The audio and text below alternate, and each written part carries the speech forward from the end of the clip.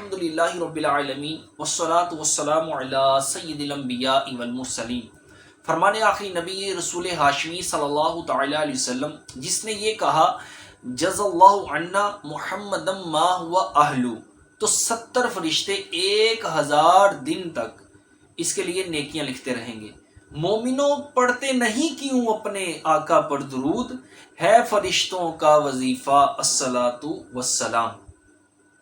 عزیزان محترم، ذکر اللہ کے بارے میں سنتے ہیں کہ ذکر اللہ کے بہت سے فضائل و برکات ہیں، حدیث مبارکہ بھی ہیں، تو آئیے سنتے ہیں کہ با عظمت روزہ دار کون ہے۔ حضرت سہل بن معاذ رضی اللہ تعالیٰ عنہ اپنے والد صاحب سے روایت کرتے ہیں، ایک مرتبہ محفل نور سجی تھی، رسول اکرم نور مجسم صلی اللہ تعالی علیہ وسلم بھی تشریف فرما تھے، صحابہ کرام بھی حاضر تھے۔ ایک صحابی بارگاہ رسالت میں حاضر ہوئے اور عرض کیا، یا رسول اللہ صلی اللہ تعالی علیہ وسلم، جہاد کرنے والوں میں زیادہ عظمت والا کون ہے؟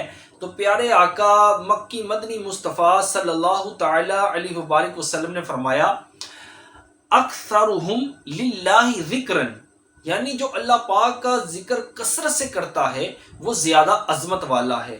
صحابی رسول نے دوسرا سوال کیا، یا رسول اللہ روزہ داروں میں زیادہ عظمت والا کون ہے؟ مثلا 100 افراد ہیں، 100 کے 100 ہی افراد نے روزہ رکھا ہوا ہے، ان میں زیادہ عظمت والا کون ہے؟ تو پیارے نبی رسول ہاشمی صلی اللہ تعالی علیہ وسلم نے فرمایا، اکثرہم للہ ذکرن، یعنی جو اللہ کا ذکر کثرت سے کرنے والا ہے وہ زیادہ عظمت والا ہے۔ اللہ اکبر۔ بھوک سب برداشت کر رہے ہیں، پیاس سب برداشت کر رہے ہیں، حالت روزہ میں سب ہی ہیں، اس کے باوجود جو روزہ دار اللہ کا ذکر کثرت سے کر رہا ہے وہ زیادہ عظمت والا ہے۔ حضرت سہل بن معاذ رضی اللہ تعالیٰ عنہ فرماتے ہیں، وہ صحابی رضی اللہ تعالیٰ عنہ یوں ہی سوال کرتے رہے، مثلا یا رسول اللہ نمازیوں میں زیادہ عظمت والا کون ہے؟ زکوٰۃ دینے والوں میں زیادہ عظمت والا کون ہے؟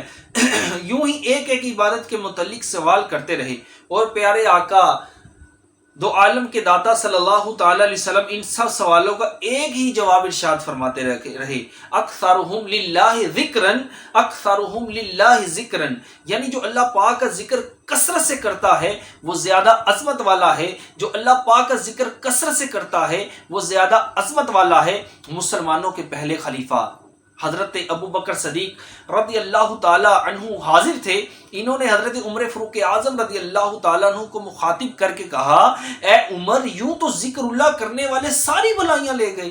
تو رسول اللہ صلی اللہ تعالی علیہ وسلم نے فرمایا، اجل، ہاں، یعنی اے ابو بکر بات ایسے ہی ہے، جو ذکر اللہ کی کثرت کرتا ہے وہ ساری بھلائیوں کو سمیٹ لیتا ہے۔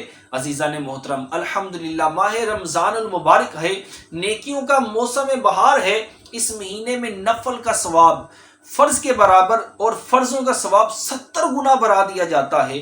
اور ہم نے حدیث پاک بھی سنی ہے کہ روزہ داروں میں زیادہ عظمت والا کون ہے؟ وہ جو اللہ پاک کا ذکر کثرت سے کرتا ہے۔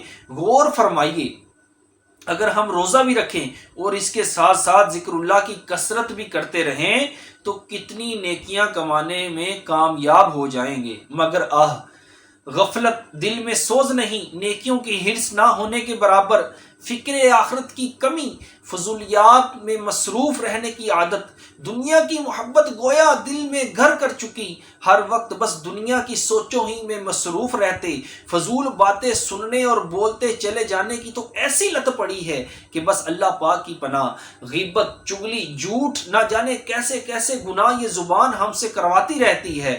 پھر رہی صحیح کسر سوشل میڈیا نے نکال دی، کبھی تنہائی میں بیٹھنے کا موقع مل ہی جائے تو جھٹ سے موبائل ہاتھ میں اور فیس بک، یوٹیوب وغیرہ وغیرہ میں مگن ہو جاتے ہیں۔ کاش ہم نیکیوں کے حریص بن جائیں۔ رمضان المبارک کا بابرکت مہینہ ہے، خوب روزے بھی رکھیں اور باعظمت روزہ دار بننے کے لیے ذکر اللہ کی کثرت بھی کریں۔ میری زبان تر رہے ذکر و درود سے، بے جا ہنسوں کبھی نہ کروں گفتگو فضول۔ اللہ پاک قرآن کریم فرقان حمید میں ارشاد فرماتا ہے، یا ایھا الذین آمنوا اذکروا اللہ ذکرا کثیرا۔ ترجمہ کنز ایمان، اے ایمان والو اللہ کو بہت یاد کرو، اللہ پاک پارہ 22 سورہ احزاب آیت نمبر 41 میں ارشاد فرماتا ہے یا ایھا الذین آمنوا اذکروا اللہ ذکرا کثیرا۔ رسول اکرم نور مجسم صلی اللہ علیہ وسلم نے فرمایا اللہ کا ذکر اتنی کثرت سے کرو، اللہ کا ذکر اتنی کثرت سے کرو کہ لوگ تمہیں دیوانہ کہیں۔ تو عزیزان محترم، یہ چھوٹا سا پیغام تھا کہ با عظمت روزہ دار ہم کیسے بنیں۔